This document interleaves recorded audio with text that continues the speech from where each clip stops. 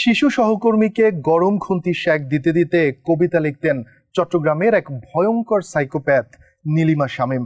আর ঢাকার অভিজাত বসুন্ধরা আবাসিক এলাকার একটি বাসায় নির্যাতন করে ১৩ বছরের গৃহকর্মী কল্পনার ৪টি দাঁত তুলে ফেলেছিলেন গৃহকর্ত্রী দিনাত জাহান আদর। এতেও ক্ষান্ত হননি তিনি, গরম পানি দিয়ে ঝলসে দিয়েছিলেন কিশোরীর দেহ। সম্প্রতি গৃহকর্মীর ওপর একই ধরনের নির্যাতন চালিয়ে দেশ জুড়ে আলোচনায় আসেন বিমান বাংলাদেশের এমডি ও সিইও ডক্টর মোহাম্মদ শফিকুর রহমান ও তার স্ত্রী। এই দম্পতির বাসা থেকে উদ্ধার হওয়া ১১ বছরের গৃহকর্মী মোহনার হাত পা সহ শরীরের বিভিন্ন অংশে ছিল গরম খুন্তির অসংখ্য ক্ষত।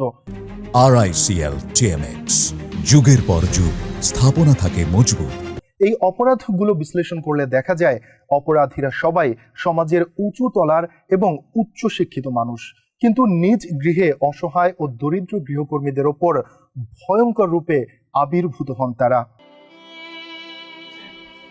সেক দিছে কিসের সেক?